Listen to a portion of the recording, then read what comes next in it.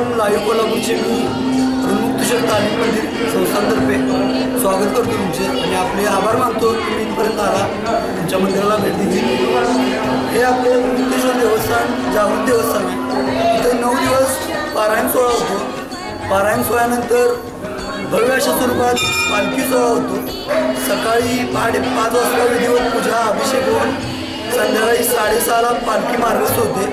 पालखी मार्ग आपला प्रमुखानं बजामागाव तालीम महानगरपालिका चौक ते गवळ गल्ली मार्गे तेली गल्लीतून रेगेतिट्टी परत मार्गस्थ मंदिरापर्यंत पालखी आपली येते।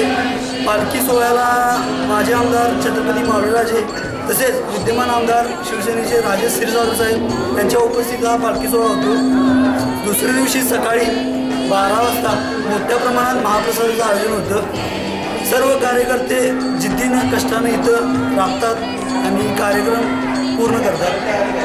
असं जवळजवळ इतिहास भरपूर मोठा आहे याला। इथं पूर्वी तळं होतं, ऋणातून मुक्त करण्यासाठी नारायणाने आशीर्वाद दिलेला, म्हणून मंदिराचं नाव ऋणमुक्तेश्वर असं पडलं।